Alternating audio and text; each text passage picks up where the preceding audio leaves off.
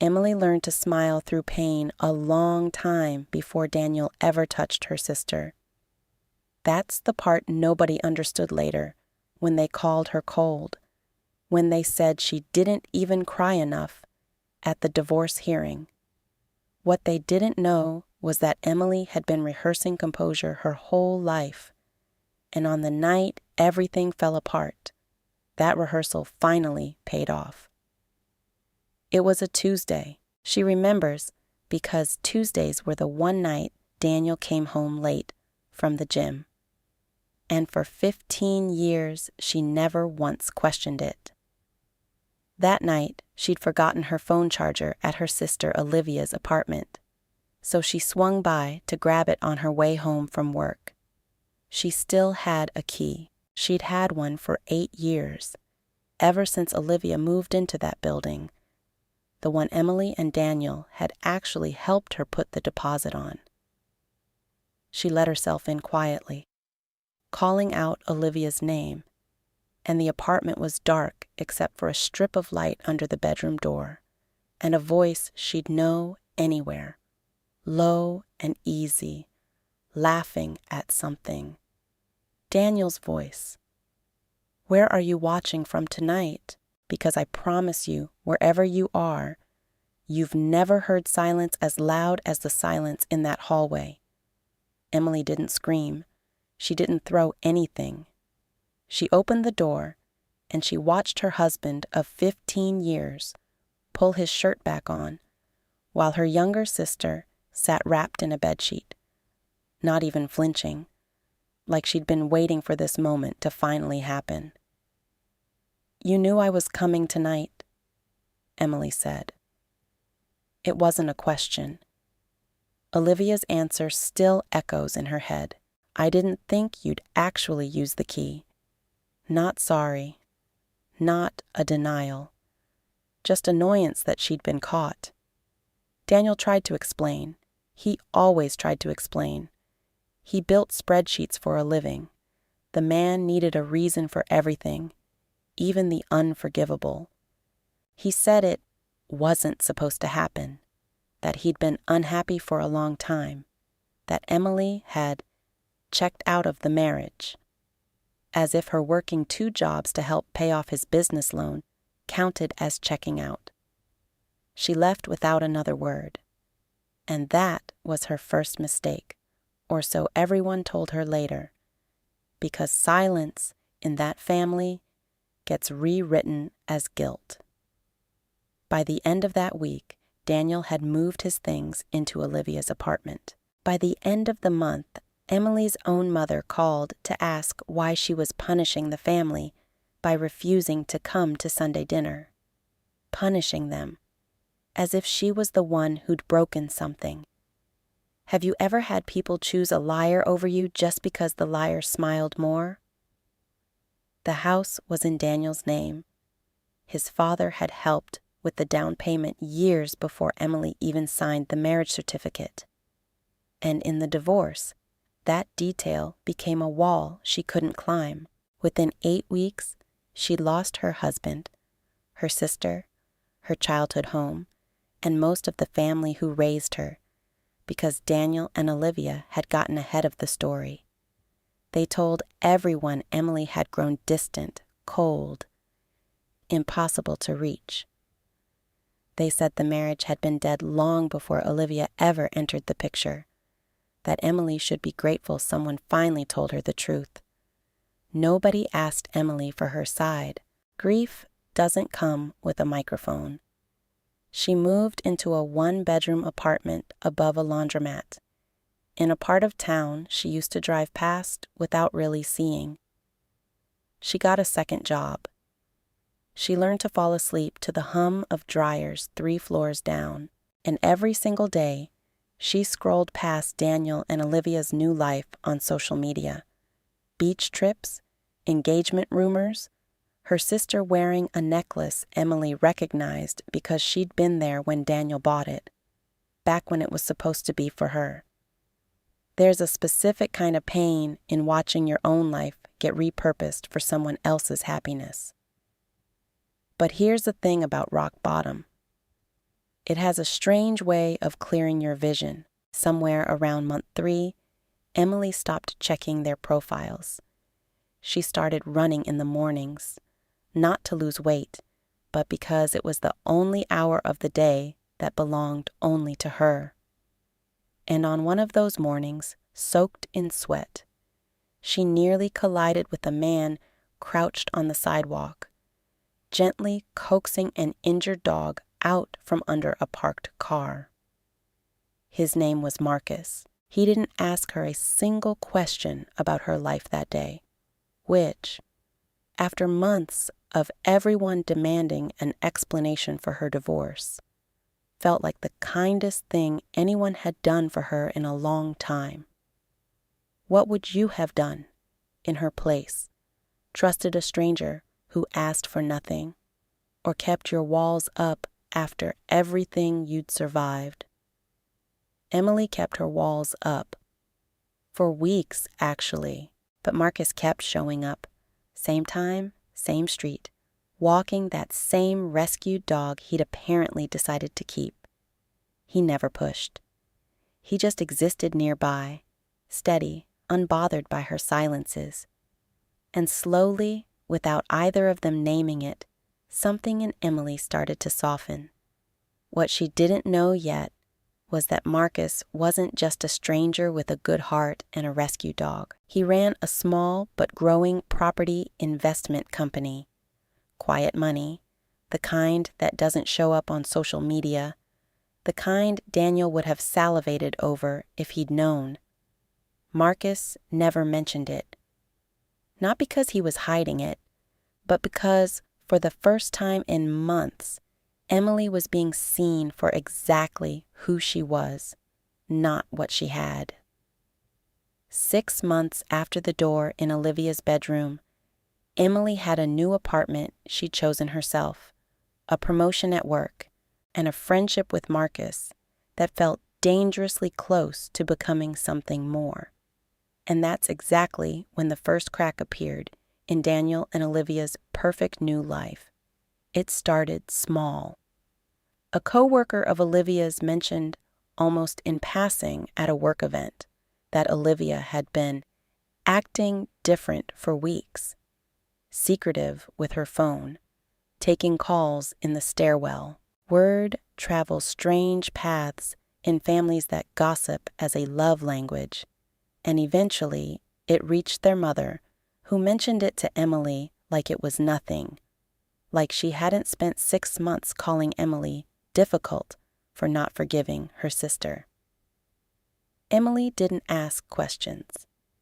She learned that silence tells you more than confrontation ever will. Because here's what nobody in that family knew yet.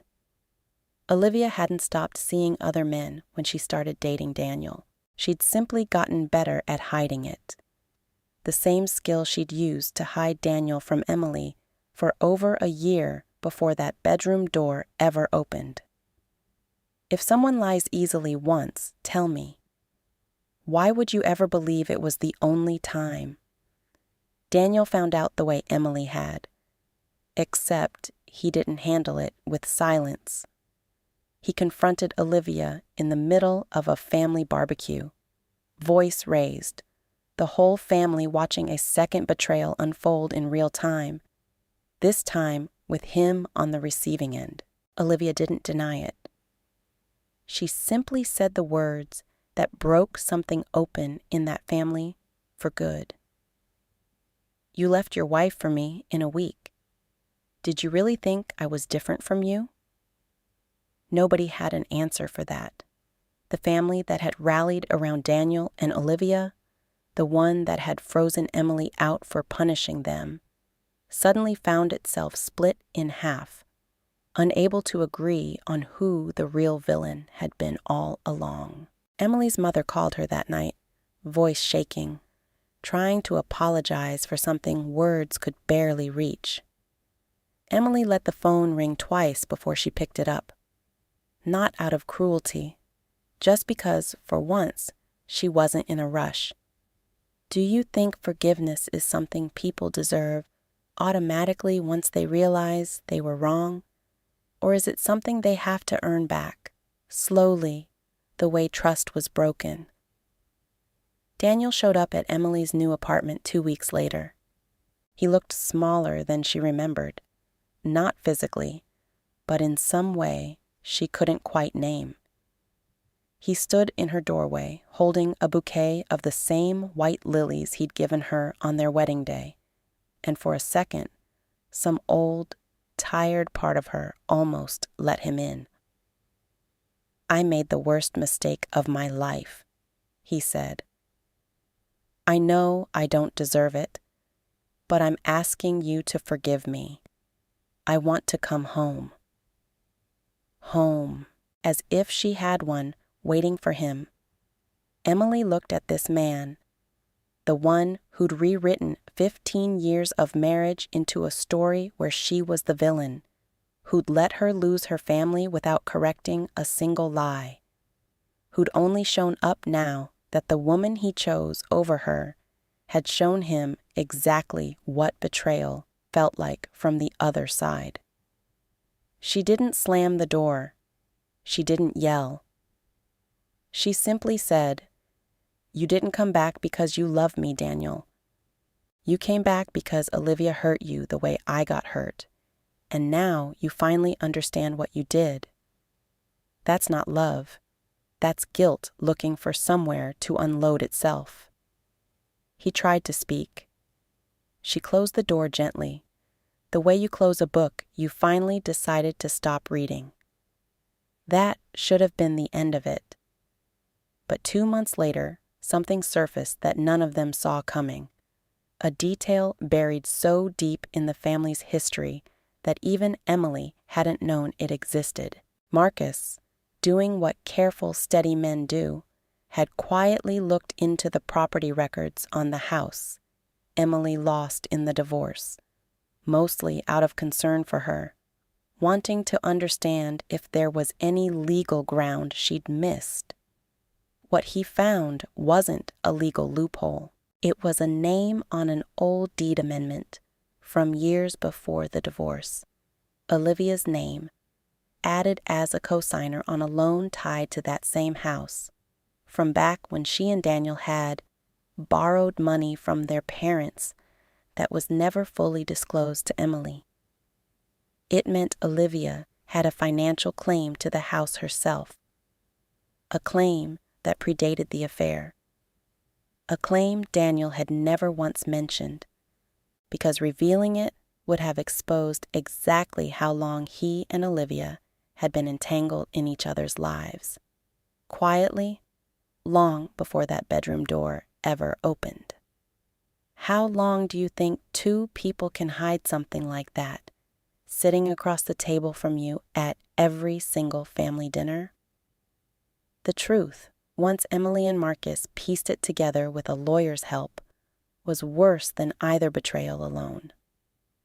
Daniel and Olivia hadn't fallen into an affair. They'd built a financial life together in the shadows for nearly 2 years before Emily ever found them. Vacations logged as girls' trips that Daniel had quietly paid for, a joint account disguised as a family emergency fund. Emily hadn't just lost a marriage and a sister. She'd been financially entangled with her own betrayal without ever knowing it. She could have buried them both in court. Marcus told her she had every right to, but Emily surprised even herself with what she chose instead. She didn't want revenge that would drag out for years in a courtroom, feeding a story the family would gossip about for another decade. She wanted the truth in the open, once, undeniable, and then she wanted to walk away and never look back.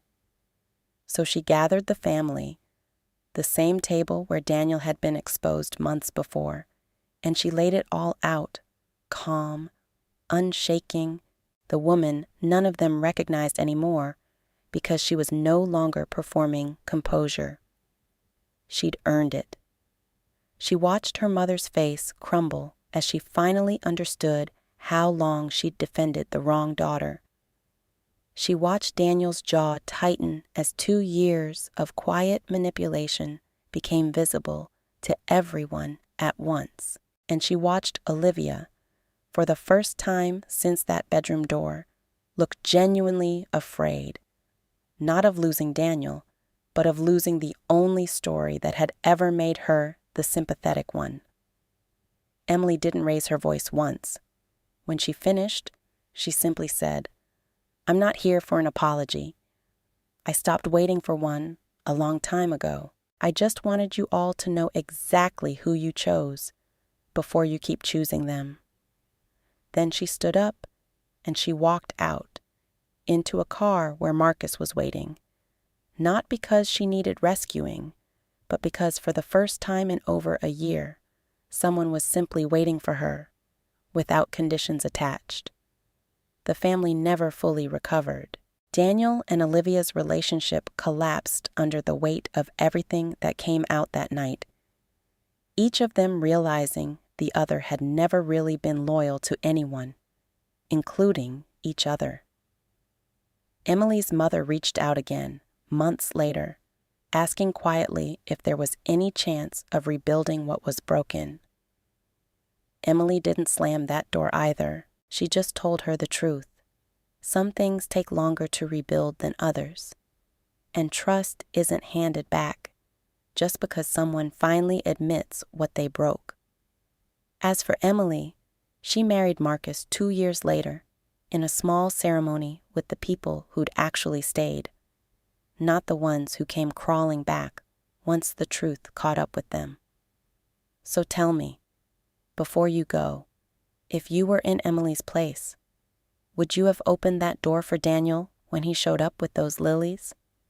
Or would you have already known, the way Emily did, that some apologies come too late to mean anything at all?